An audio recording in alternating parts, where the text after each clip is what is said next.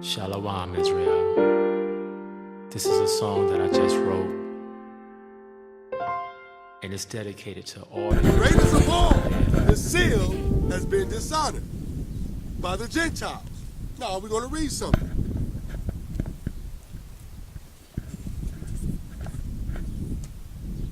Where's it at?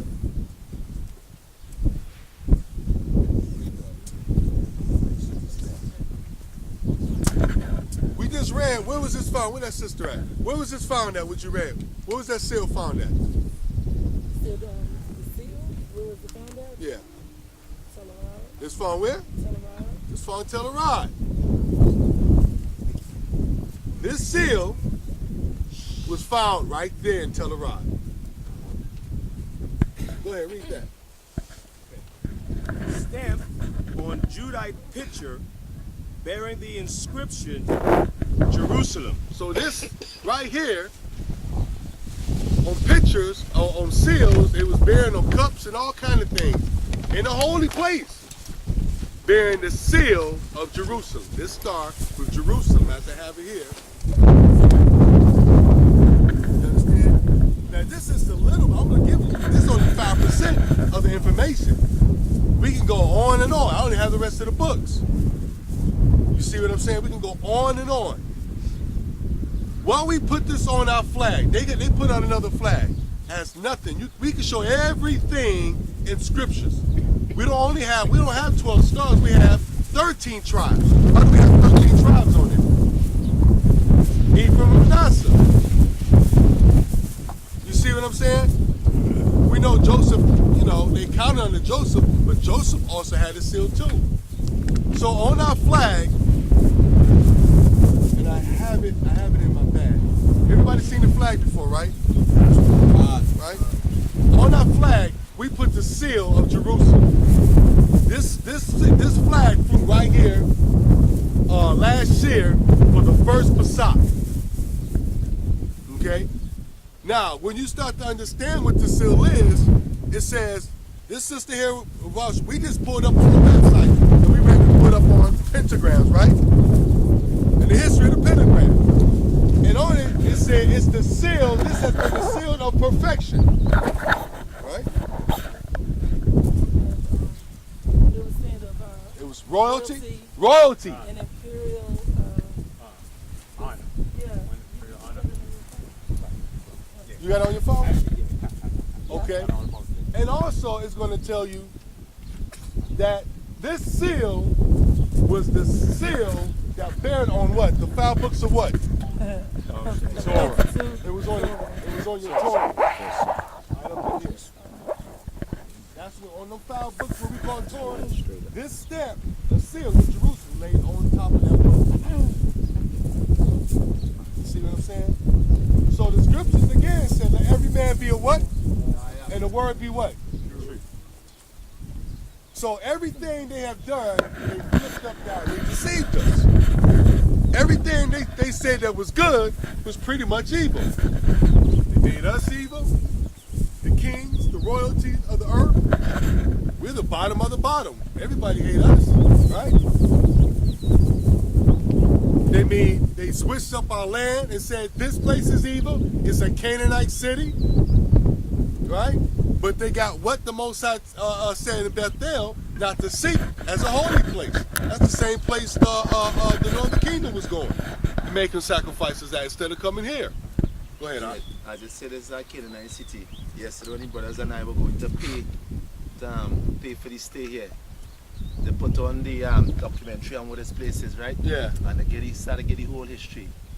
Canaanite, they went up there to show which part it was. When they reached up there, they said that was at Judean citadel where David put the stuff he invaded. But yeah, the greatest part of the show. Go ahead. When they went inside, if it's not just a citadel for soldiers, they show you the holies of holies. And they show the open altar where you used to do the sacrifice to the animals. Right. Right inside of their own thing, they conflict in themselves. They conflict in themselves. They know exactly what this place is. Of course they do. But see, during the time of, they're doing the same thing. During the time of the Grecians, they defiled the holy place. During the time of the Romans, They defiled the holy place. And during our time, they're defiling the holy place. And every time, right, our people have to do what? To get it sanctified, to establish it. They have to come here and pray to the Most High. That's what we're here for. The only difference is this is the last time. Y'all hear me? This is the last time. This is it. According to the word. So when you see this seal, and yes, when you go into the Testament of Solomon, it shows you that Solomon did use it. He used it. But he used it in his young age in his righteousness with the Most High. You understand what I'm saying? He used it in his righteousness with the Most High. So you hear brothers saying, "Oh man, how you know Solomon didn't use it when he was committing evil?" That's how I know they didn't read it. That's how I know they're not studying. They just going off their feelings and what somebody else told them, right? You can go into Josephus and it'll show you that Solomon used it.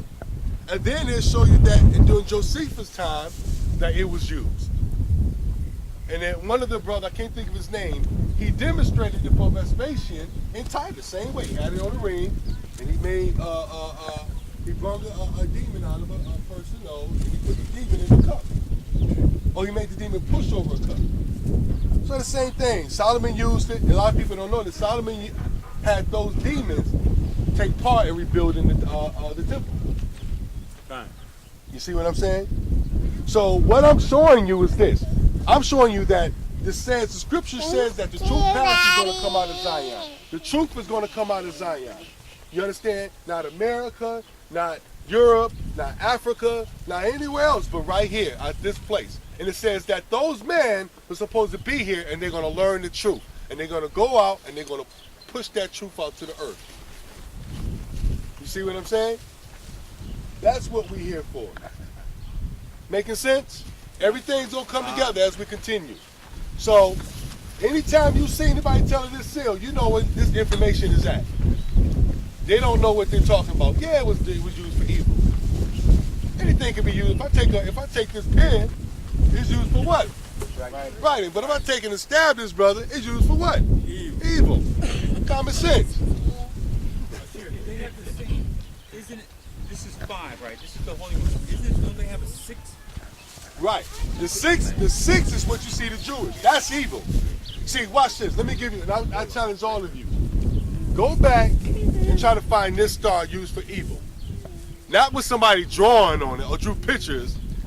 It's only going to come from the last 100, and maybe 150 years where it's actually been used. People really used it recently evil. It was used by the Greeks in evil because they used it to go conquer the earth. That's in Maccabees. You understand? But you ain't going to find no relics with this being used evil. All you're going to see is with this being used for is right there in Jerusalem. Now, you go look at the 6th point, and we see all them brothers on their belt buckles and wearing that. They're wearing the star of Satan. They don't even understand it.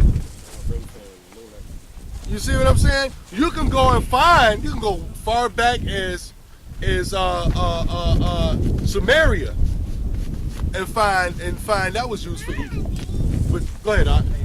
Would that be connected to the Star of Molech? That is Star of Molech. Yeah, okay, The that's 6 6 point. point. It's Star of Molech. Reference. Right. Yeah, that's the Star of Molech. So what they done, they made that one good and turned the Most High star evil. Yeah, read that out. Watch this. Now, this is an article we just pulled up. So we don't want to give you too much information. You know what I'm saying? Because somebody gonna say, man, them niggas is off. They tripping. You see what I'm saying? So we gotta give it to you little by little because that PASACH was a lot. For some of you, it was like, wow, you know, that was deep, that was heavy. So we gotta give you little by little information so you can absorb and digest. And then regurgitate to others. Go ahead, read that out. It says, history of the pentagram. Read. Pentagram, a 5-pointed star. And a 5-pointed star encased by an outer circle, adopted by the first pagan practitioners. So it's adopted by the first pagan practitioners, right? But it didn't say it was used first in pagan. It said that pagans adopted it first. They adopted it. I mean, they got it from somebody. They adopted it from who? Right, exactly. They got it from our people. Kind We taught them. I mean, you can go to Josephus. Go ahead, read. It says, it is always seen with its apex pointed upward toward the divine. Read. The early roots. The earliest known use of the pentagram can be found around 3500 BC. Read. At Ur. At what? At Ur. Who came from the land of Ur? Abraham. And his people. Read. Of the Chaldees in ancient Mesopotamia. Read. It was found here a fragment of broken pottery with some of the earliest findings of writings, language, and later periods of Mesopotamia art. So it shows you how old it was, right? Go ahead, read. The pentagram was used in royal inscriptions. That's what? Royal inscriptions. So you notice we have the pentagram on, what is the royal colors of the Hebrews? Purple. Scarlet. Right? It's actually purple. That's why you're supposed to be purple. Go ahead, read. It's not blue. It's supposed to be purple. Y'all remember that. So now put purple on your garments. Go ahead, read. As a symbol of imperial power extending out to the four corners of the world. See that? It was for power. Now they using it as a symbol of power. That's why you got it all on his clothes. For them, for evil though. Go ahead, read. The pentagram was also used by the Hebrews. By who? By the Hebrews. By the Obara people. By the Hebrews. As what? Read. As a symbol of truth. Come on. And for the 5 books of the patriarchs. So what is the 5 books? Torah. Why can't you use that first? That right there first. Right. Instead of where the pagans adopted it. It was right. It was used by our people. They should have put this first and then the pagans adopted it afterwards. Absolutely. And when you go, and even get deeper, you can go into Maccabees around the same time. If you read the next passage, it's going to tell you that the Greeks took it and they started using it. But we still had it and used it for righteousness. But the Greeks, like, oh, well, that's nice because they was around. We taught them. You see what I'm saying? Scripture says that we taught who? So we taught the nations their sins. So they took it and used it to conquer the earth. You see what I'm saying? And it tells you in the book of Maccabees, when Alexander died and all this, what happened? It says wickedness increased in the earth. They was using it to conquer the earth. They was using it. And to this day, who has it on their flag? Does not America bear it on their flag? Does not Islam bear it as their star? You see what I'm saying?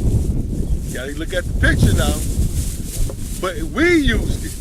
We had understanding of it. It was our people. You see? That has nothing to do with it. The way I put it like here is the way I found it on our relics right here. I'm not gonna change a thing. If you guys notice, what we're teaching you is not to do too much. We're not adding or we're not subtracting. You see what I'm saying? We're gonna keep it right there. You see? We want to make sure we in the guidelines. Right? And if I go ahead and say, well, go ahead, we could do this, and then old boy gonna say, man, here come Aaron again. He gonna call me Aaron. You know what I'm saying? And say, hey, you gotta, let the people change. You got you building the altar. You know. But anyway, this seal was a seal of our people. It was a seal of our people. Don't be ashamed to bear it. You just need to understand what you're rocking. Right. You see what I'm saying? So they're calling evil good, and they're calling good evil. So I want to show you guys that. I got one more line to read. Go ahead, read it. It says, the first 5 books of the Hebrew scriptures. And that's it. that already. It's all good. Yo, can you call and see what they are? Gotta get deep. 20 minutes ago, they said 15 minutes ago. I was going to read something. Hold on. We say things are bad, meaning it's good. And that's bad, meaning that's good. They got us flipping the two. We don't say it's good. That's bad. Oh! I tried to grab it. I hurt you out. Oh! I want the camera for that. I know. I want the camera for that. I just want to show you something. This is what's in this book, because you're gonna find it very. My bad. Yeah, you alright. I want to show you what's in this book.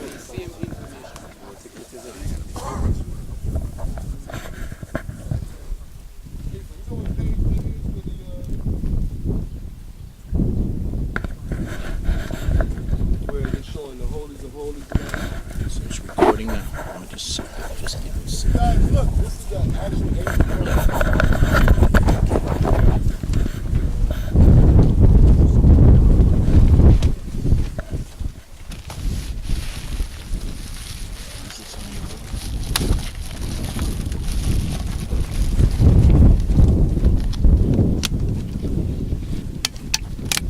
So I'm still a student too, okay?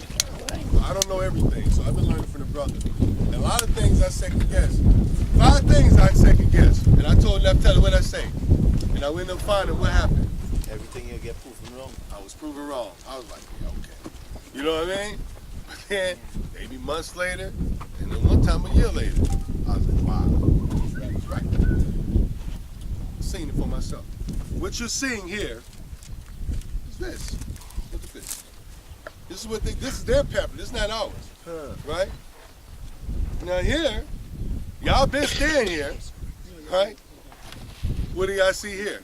Almost the same shit. It's like the same thing. It's the same. It's right here. The same thing. This is supposed to be a map of the city of David, the city. Right? This don't look like it does up there. It looks like right here. Right? Let me show you this one. That's bananas. The same exact thing. But this one is the city. This is a Canaanite city. This ain't the city of David. But this one is the city of David. Unbelievable. That's deep. You see what I'm saying? Look at that. That's deep. Can't make it up. Is that Zondervan? God, this is a book that called. How much you pay for this book?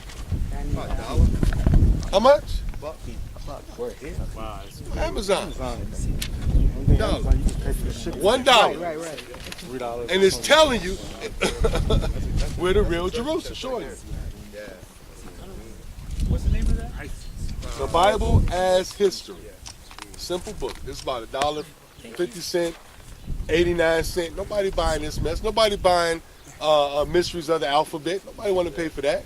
I got mine for 77 cents. How much you pay for yours? 77 cents. He paid 77 cents for his book.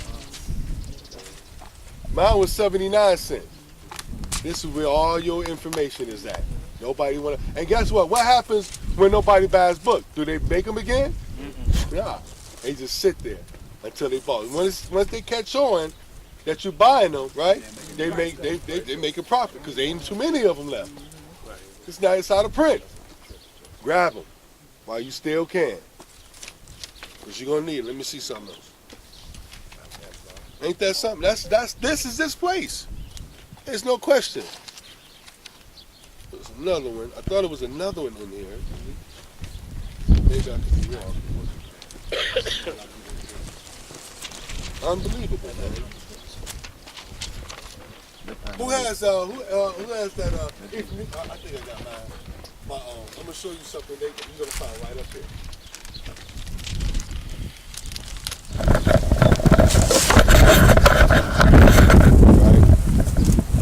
Turn it back around, please. Shalom. Some of these seals that you want to see up here. This is where they find a lot of stuff. I'm gonna give you guys. I'm gonna show you what's the power in this book is, right? And I'm gonna show you why you should get it and study. Right?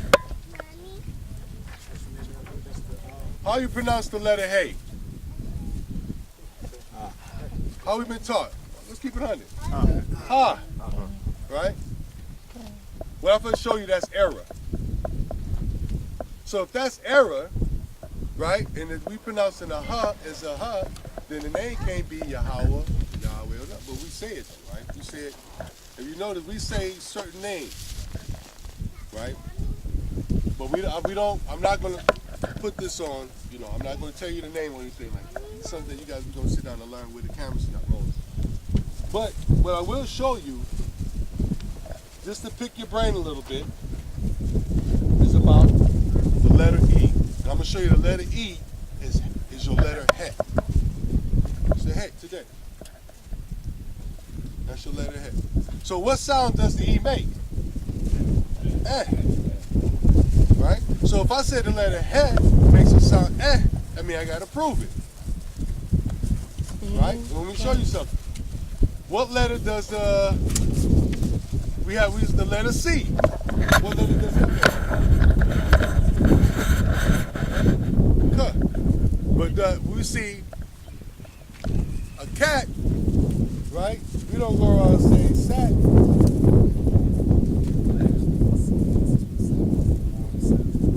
Give it the sounds, Elder. The two sounds. Get it? Right. Right. So we don't go around and say sat. Right? I'm trying to kill some time while you're here. Right? Alright? Very good. That's for English. Well, I'm going to show you what they did with the letter H. They said huh. They said the Jewish, because that's not even 100 years old what they done. You guys remember the second documentary?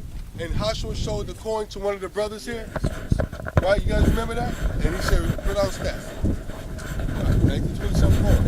And the brother was having difficulty because they had changed the sound of some of the letters. The Jewish people did that. Let me show you this. The letter E, I'm going to have you read that.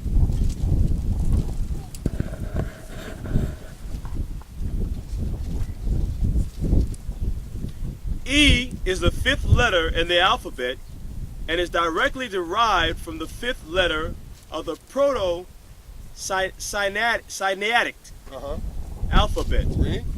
The He. So it says the He. The E is the He. How do y'all pronounce He? Go? They say ha, ha, right? So now we already saying something is wrong. It should be eh. But let's get a little bit of information in there. The letter He originates from the following Proto-Sinaitic pictogram. So the pictogram, right? So it means it comes from the pictogram alphabet. When you see the Most High name, the first letter you see is this, right? Then you see this in the print. And then you see it looks like a Y, which is the man prostrate. And then you see this. That's how you spell it. Those are some of the secrets, right? Okay? So here it's showing you just some of the signs, some of the way it was made.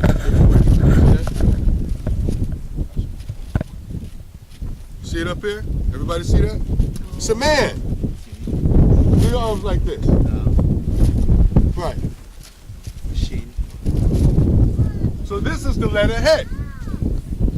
Now, what I'm going to show you is that what happens is this part of the letter, or the pictogram, disappears. And what you have is, if I was to shape this brother like this, it would be what letter? E. Give me an E. Keep reading. Which declines into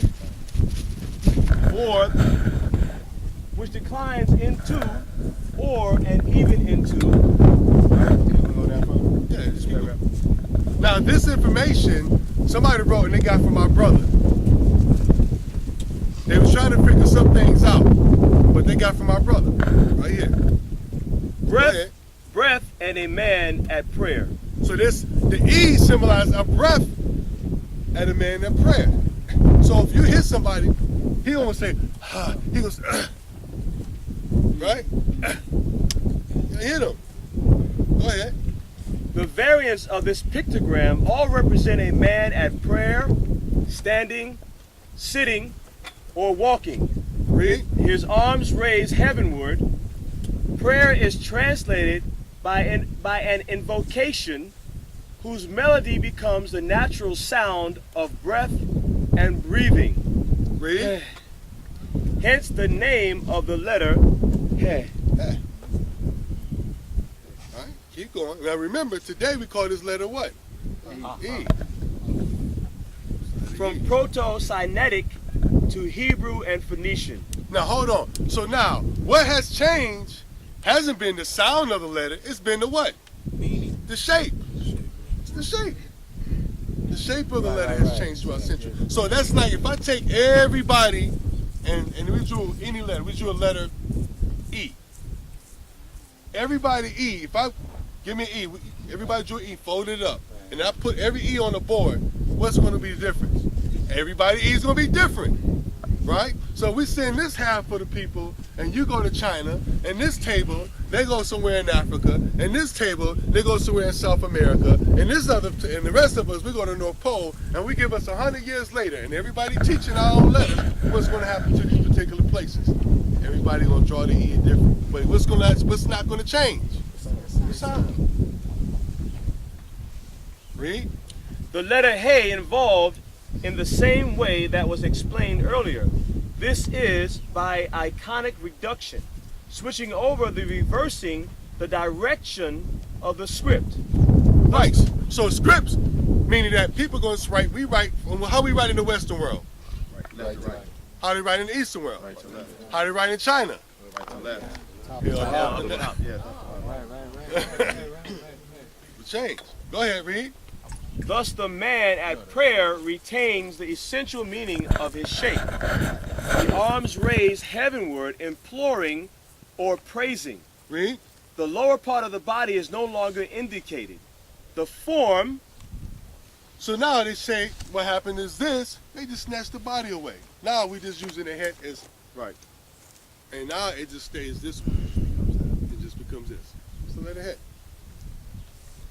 Sound hasn't changed, but the shape of the letter has. Go ahead, read. Then the head disappears as well. Read. Which forms the E. Forms of what letter? E.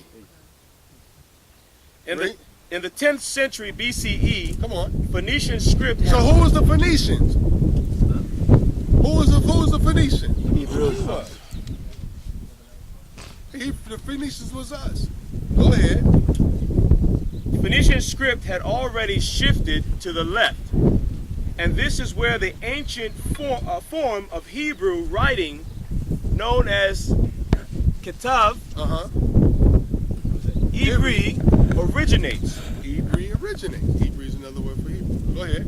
And 3 lines for the arms and head are still clearly recognizable. So now it shifts to the left, right? Just a little bit. Remember, they don't have the body. So you just have this. Go ahead. Okay, I'm sorry. Appears, blah, blah, blah, blah. However, an additional line appears at the bottom of the letter, extending the vertical one, producing the following shape. See that? Now line extend, because it switches. Everybody, throughout centuries, things change. But what has not changed? Sound. Read. Then the He leans to the left. In later centuries, the lower lines tended to become detached, especially in Phoenician and Aramaic. Read. Wait a minute. In Aramaic. That's what we read in these books now. Keep going, read. To produce the shapes, I don't know if y'all can see that, but in the 8th century BCE, there is a development that changes the letter from the original to the ancestor of the classic Hebrew. So now it went from what we know as this to what we call today Hebrew. We got your book on it? It's called, we got Aramaic, or they call Biblical Hebrew.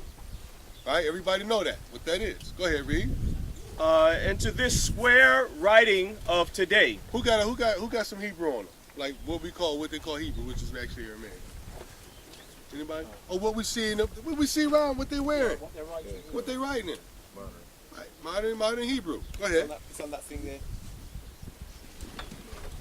Turn that around. Look.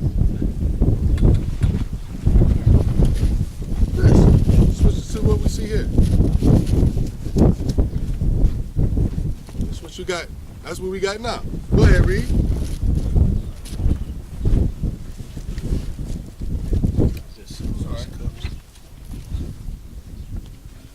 It's interesting, right?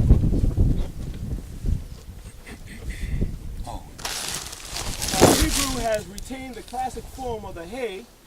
The major change occurred during the first temple period between the 8th and 7th century BCE. Read. The top bar was elongated to the right. Sure. Now you see, as today, during that time, did the sound change? No. It didn't change. Go ahead. From Hebrew and Phoenician to Greek. To what? From Hebrew and Phoenician to Greek. To Greek. Now watch this, it get even deeper. Greek, and we dealing with the letter E. Now, what do we have new in the alphabets?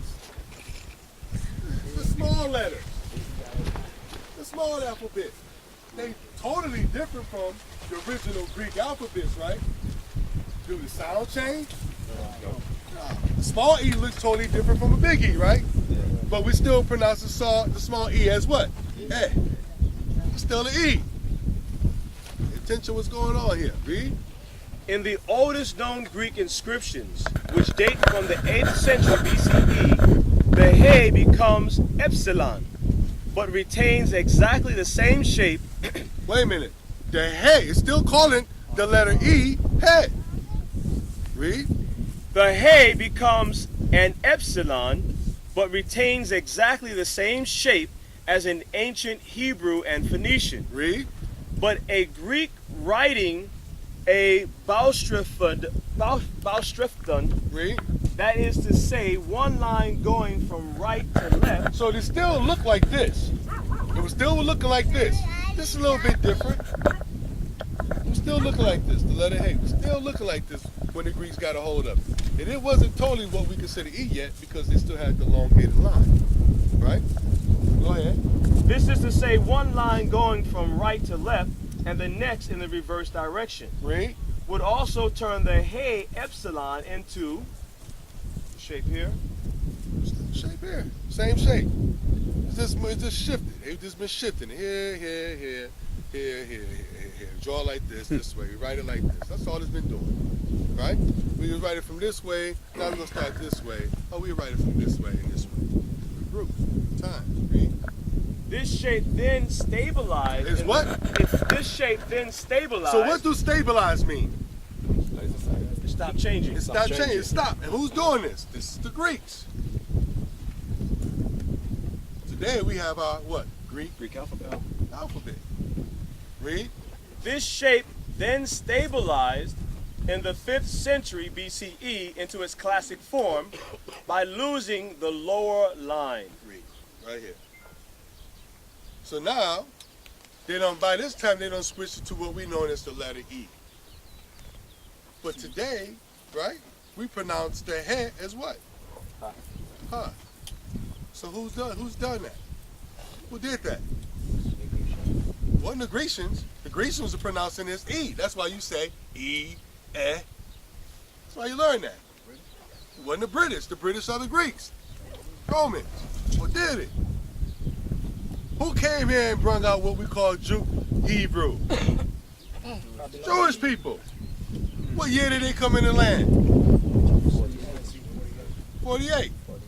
When did your Zondervan get published? 67. That's how long it's been. It ain't been 100 years. Classic Hebrew. It'll change the whole thing game up.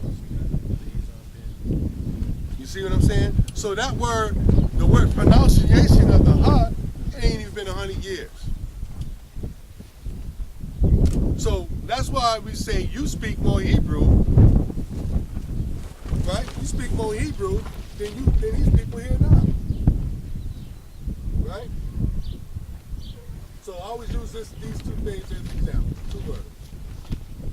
What do we call, brothers, no. What do we call our Jamaican brothers with dreads? Rasta. Rasta. What do we call them short? Ross. What else? Ross. So what do Ross mean? Head. So now when you hear the word Ross, it means head. So when you hear the word Rasta, listen up, because I was ignorant too.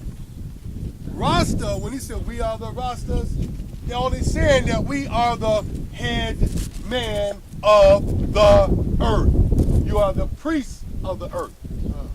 Understand? So we all Rasta. Oh, you're the Ras. It means you're the head of the earth. Who got a Hebrew? Who got a concordance? Don't believe me? Look it up. If you don't believe me, look it up. Ras. And even in the Hebrew pictograph, there's quadration already.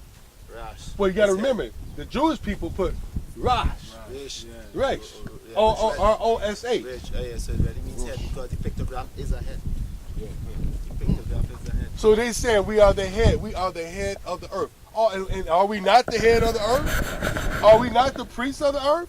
We're supposed to be. You see what I'm saying? Another word, if you don't believe me, what do women wear on their face? Mascara. But what is the number one selling of it? Avon. Makeup. What? Avon. Avon is a Hebrew word. It means sin, iniquity. So when you women, get this on camera, when you women putting on your Avon, you're putting it on iniquity. You're putting on sin. You're beautifying yourself with sin. I'm gonna stop using Avon then. Yeah. And that goes for all name brands. But the most highest name brand is Avon. It's one of the oldest brands. They know what, that's what I'm saying. They know what they're doing. You're not going to listen.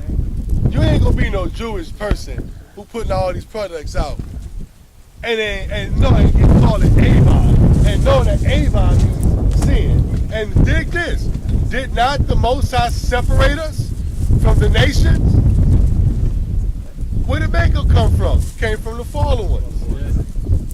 He separated us from that. Man was picking on makeup. That's why you see a lot of these these Egyptologists, one of the ones with the brain looking silly as heck, putting on makeup and all that. Y'all know what I'm talking about. He going back to it. He might be very well Egyptian. You understand? So Most High separated us because we put on some of the attributes of the Egyptians. No different than you put on attributes of your captivity. So that's it. I was hoping you'd be here by this time.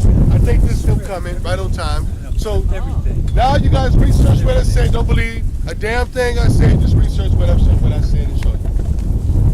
Hallelujah. So what they're saying is that there's a difference between what they found at Abad. This is the tabernacle, and this is the what? Temple of Solomon. So this is what the temple looked like here of Solomon, and this is what the tabernacle looked like. So what they're saying, a rod looks more like a what? A tabernacle than a temple. You see, the tabernacle of who? David. You see, so the scripture says the temple of Solomon, not one stone will be left upon the what? Another. But the scripture says, but the tabernacle of David shall be what? Forever. Shall be revealed, shall be risen, and shall be revealed. And all nations shall flow unto it.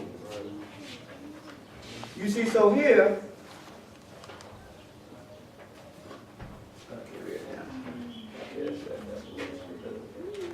so what's happening here is that we're going to read these last two pieces here, last two pieces in the guys.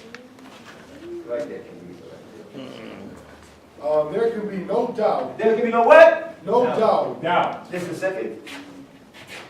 No doubt. So they not doubting. Why are you? Why are our people doubting? See, so this is the information that I showed Kenyon when he first came up here. Kenyon came up. This is Dr. Kenyon. Hey, Dr. Thomas. Dr. Thomas. I didn't doubt it. He just called me. He thought I did, but I was on it. Yeah. We ain't fighting like cats and dogs. We fight for a few days. Like cat and dogs. You seem like you're real doctor fighting like cats and dogs. What? Anyway, so the point was that so it said there can be no doubt. Keep going. There can be no doubt that the shrine in the northwest corner of Arad fortress had all the architectural elements of Jerusalem, temple, and the pentectual tabernacle, courtyard, vestibule,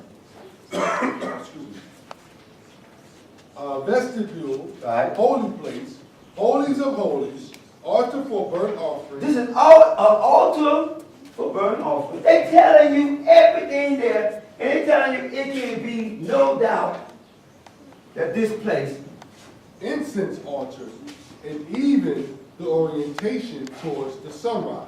I mean, even the way this place is built, facing the east, this place looks like an actual temple, an actual tabernacle.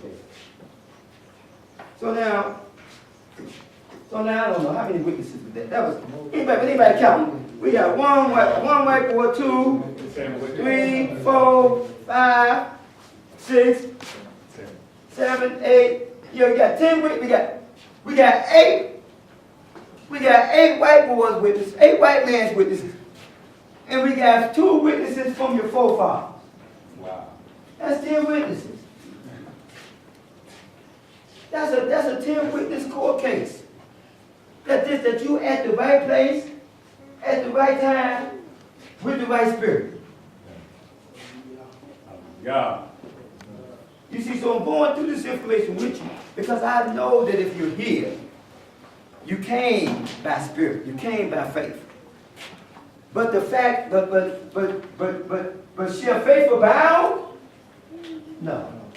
You see, because when there is no more faith, there's fact. Once you've seen it, it's no more faith but fact. So we're trying to move out of the realm of what? Faith. Into the realm of what? Fact. Of knowing. So when you say, well, somebody said, do you believe it? You say, no, I don't believe it. I know it. Well, how do you know it? Because it's seen it. Because of the proof. You see, so all of the proof that you have here, and I like to give people some type of idea of the proof before we go up. But I want you to understand too. Now I'm going to meet you up there. But before I give you that, I got to let you know about the lie. Let me know about the lie. This here was one whole book that I put up. And because you guys are here now, you know this is a lie. But I didn't find out this was a lie until I got it.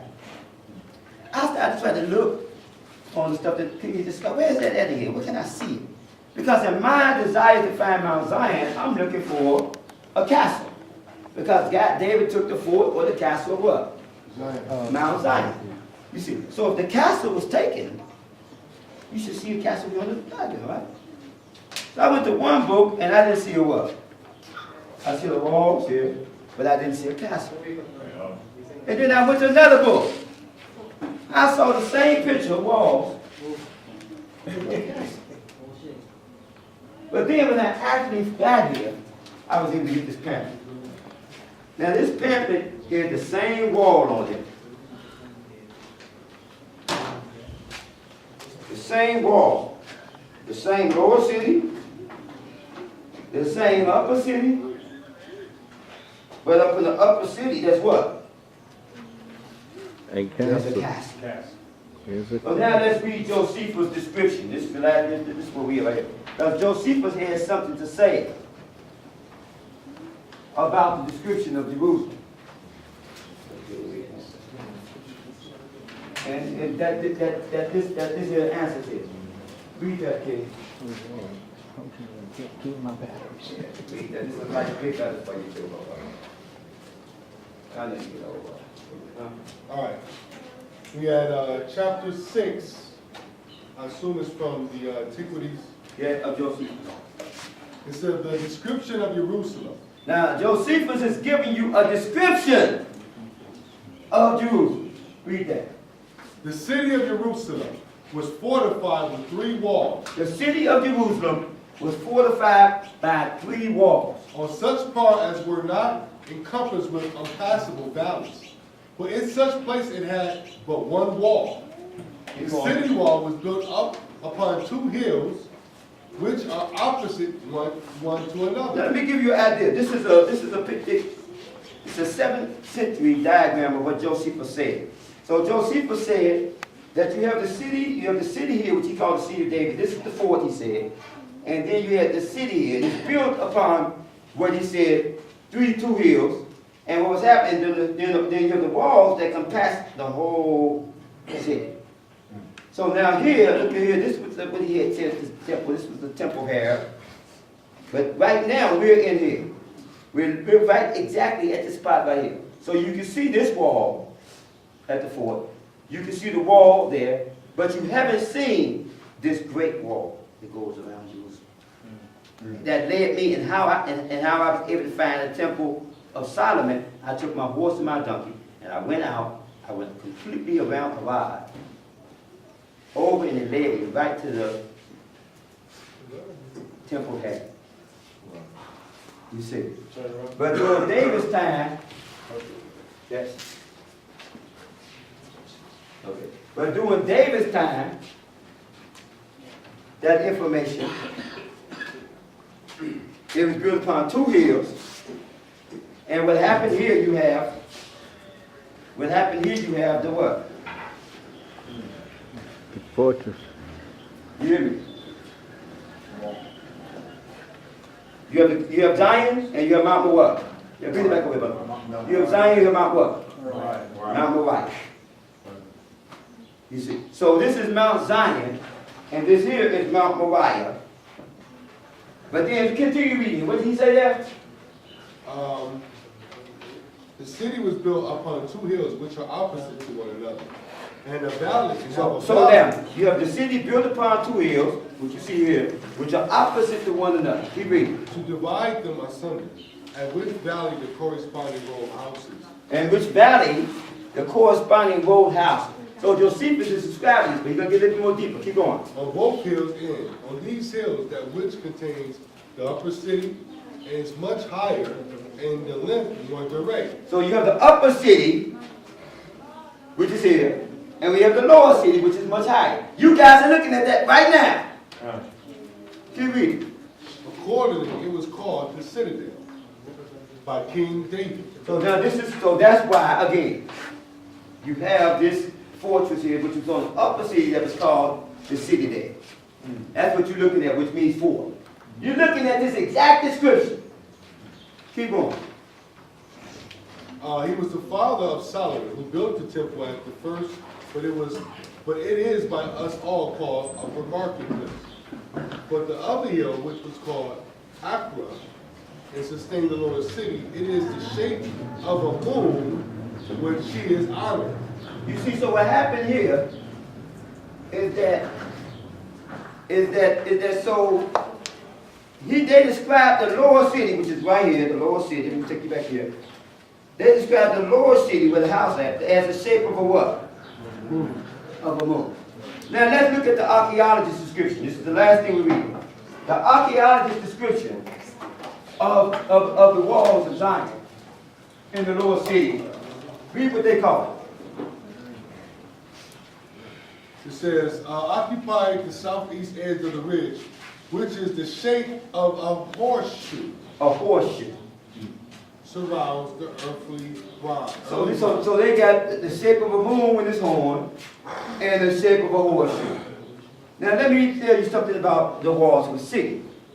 Every city has its own unique walls. They can even be used as fingerprints because it goes according to the landscape. So not one city wall is alike.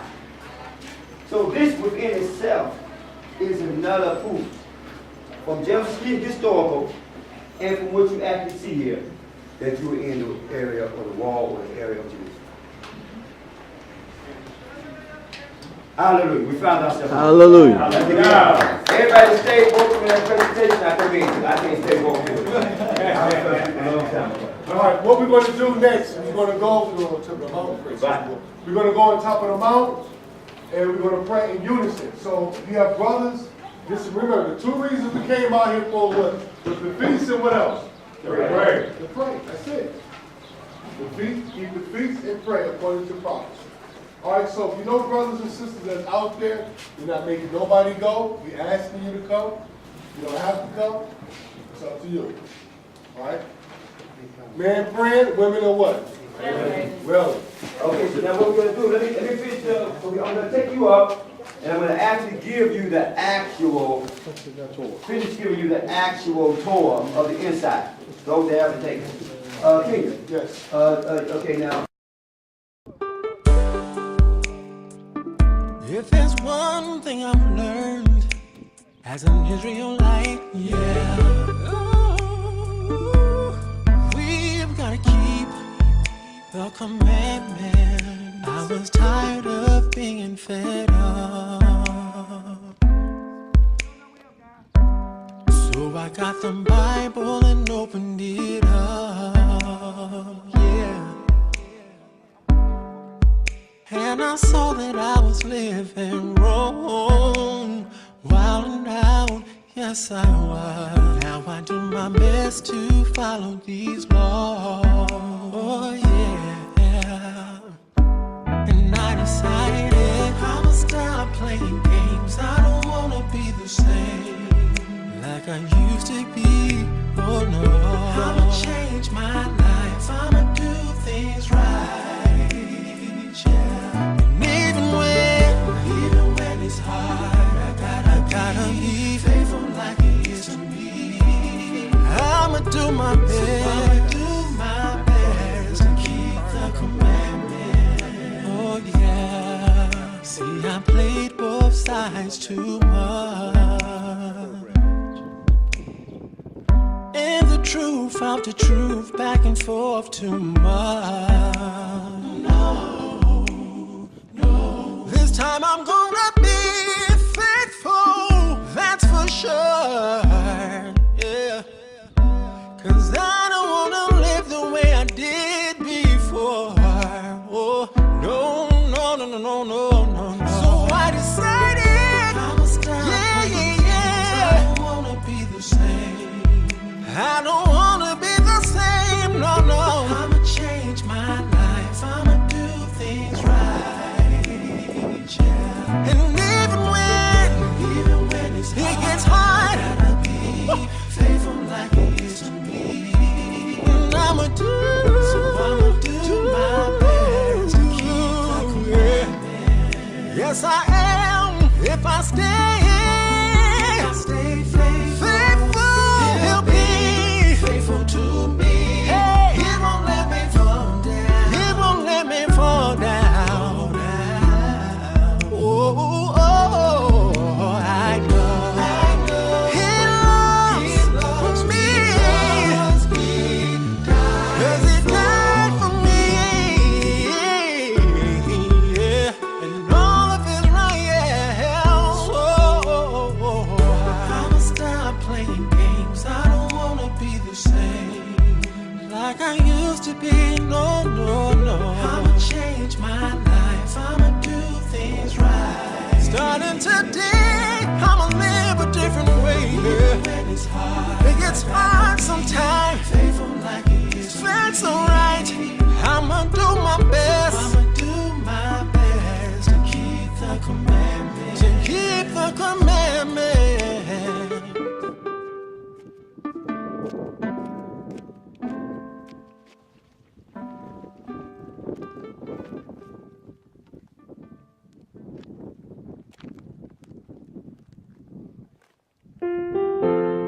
Shalom, Israel.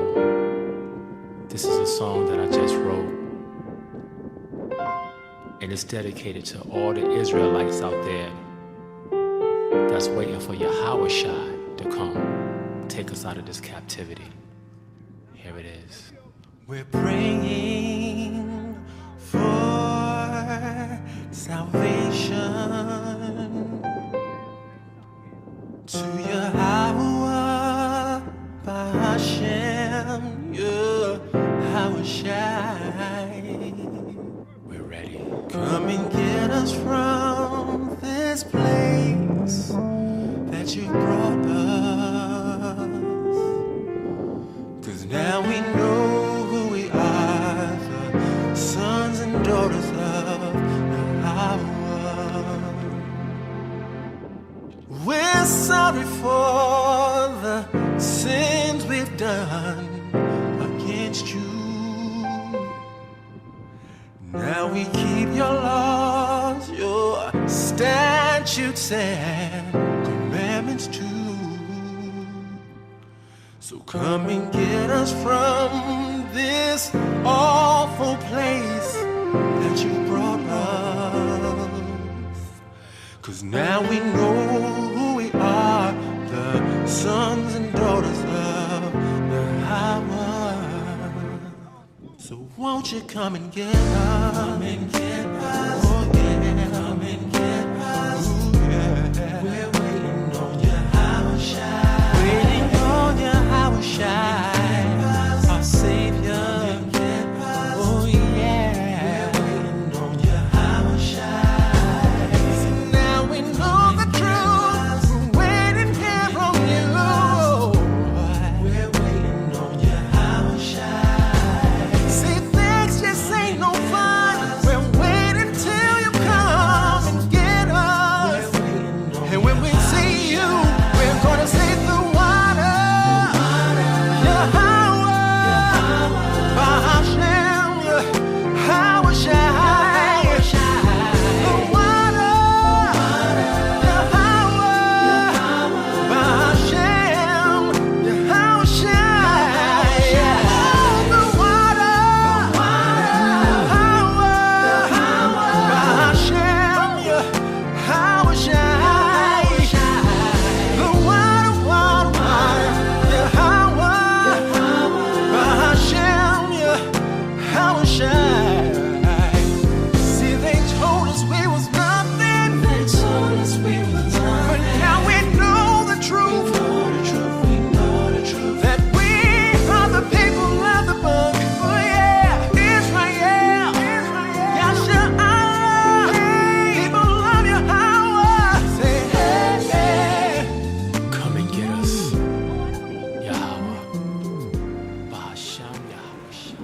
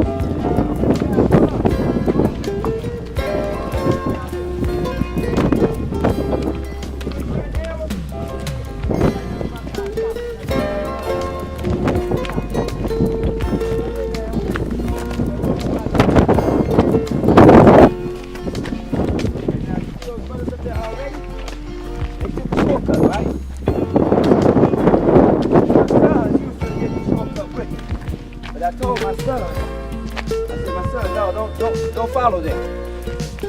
Come here, follow the wrong people. You see, because they thought they knew, they up at the top already. You see what I'm saying?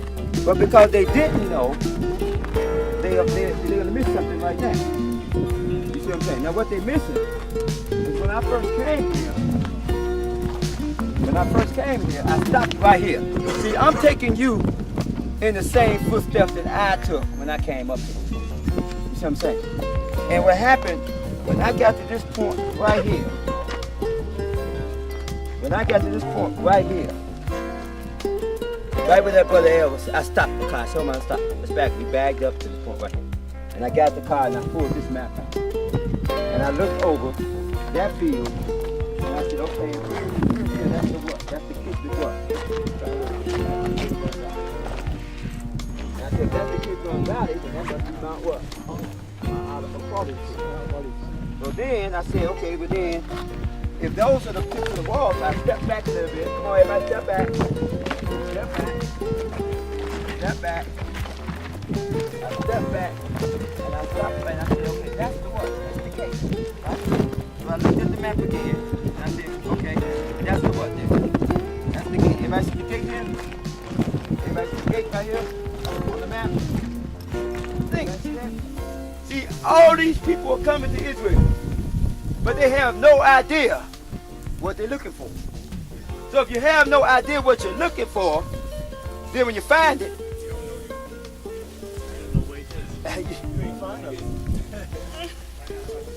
you see, so that's what they call research. So you're supposed to do your research before you come here. And then when you come here, you verify the research you did before you came. So all of this information that you see me have right now is research that I acquired in America. And when I came here, I told my son right there, stop. Bag up. Because I see a clue. I see a suspect that fits the description, you see, of a criminal named Dion Spring that I'm looking for. He's supposed to be square, in square shape, and I'm supposed to see some type of spring or dry spring to be able to announce him as Zion Springs. Okay, now let's take him to the lineup. Let's go. Let's take the square Zion Springs next to the triangle, next to the circle, and next to the rectangle. And see if the children of Israel can pick them out. Hallelujah. Let's walk up to Zion. I know it's hard, Israel. Trying to live right in this wicked kingdom. But our time is coming real soon. It's been a long time, but it's coming.